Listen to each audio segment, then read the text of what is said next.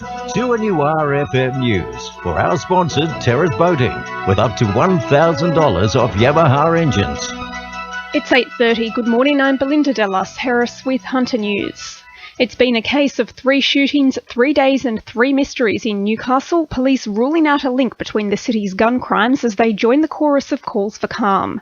It started with the home invasion homicide of 41-year-old Robbie Parry in Wickham on Saturday, before a 71-year-old Mayfield man was fatally gunned down late Sunday afternoon. Meanwhile, a Wallsend home has been left peppered with bullets on the back of yesterday's early morning drive-by. But police insist they're committed to stamping out crime in the area and are urging residents to remain alert, not alarmed. State Health Minister Gillian Skinner has rubbished claims there's inadequate security resources to help man John Hunter Hospital on the back of last week's violent carjacking in broad daylight. 17-year-old Alex Brown was assaulted by 2 men as he hopped out of his vehicle at the Royal Newcastle Centre car park on Friday. But Ms Skinner insists she's confident the hospital has ample security measures in place, with police currently monitoring CCTV footage in a bid to prevent another attack.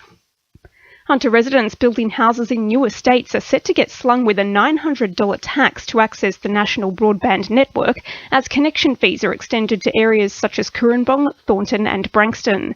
In a move which has homebuyers hot under the collar, the Abbott government failed to publicly announce the tax, instead opting to publish the measure quietly within a policy document late last year. Federal Newcastle MP Sharon Clayton says it could put people off building new properties. We know how difficult it is to get affordable housing in our region, and adding this new tax onto it just inflates the pricing of new houses again. So it's going to stretch family budgets to the max, and people will be very upset that they will feel betrayed and lied to again, because they were told there'd been no new taxes, and indeed there are.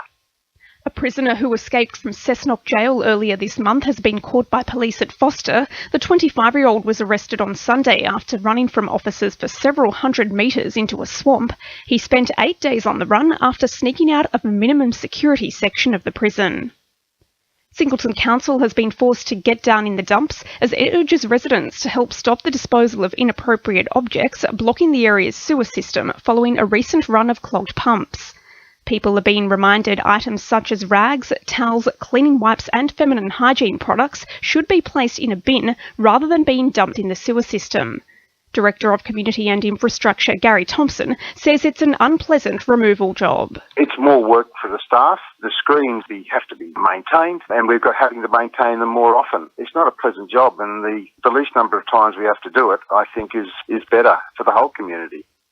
Briefly, the Baird government has seized on a letter which appears to show Labor concede to the popularity of cutting the heavy rail line at Wickham when the party was still in power. The document was signed by then Parliamentary Secretary for Transport and Roads Penny Sharp in the dying days of the Rees government. Fire crews have worked through the night to bring a 145-hectare blaze at Madawi's Swan Bay under control, and today marks a major milestone for a much-loved character in the Hunter as larger-than-life icon Ozzy the Mozzie turns 21. The giant insect has been watching over the Pacific Highway at Hexham since 1994. Now with sport, Emily Crowe. Waratah Mayfield are looking to make their return to the Newcastle Rugby League in 2017 for the first time since the club folded mid-season in 2004. The collapse of the Port Stephens Sharks 2 weeks ago has left the Newcastle League with only 8 teams, leaving a place open for the Cheetahs' readmission. Negotiations with sponsors to ensure the club's financial sustainability are already underway, and a mass recruitment drive is being considered to field the necessary firsts, reserves, open age and under-19 sides. The Newcastle Jets are feeling frustration after yet another slim defeat, this time at the hands of Sydney FC over the weekend. With only 7 games remaining, the club's 13 off-contract players will have to band together and secure another win to prove they deserve to be retained next season. The club's last victory was a 2-1 win against Adelaide United nearly 3 months ago, and despite a clean-out of players and coaching staff in recent weeks, the team has still failed to take home a win. And in golf, the Vintage have defeated Muswellbrook 4-3 in the Bettington Cup final of the Hunter River District A-grade pennants at Maitland on Sunday. That's sport. I'm Emily Crowe. To a new RFM News time is 26 to 9.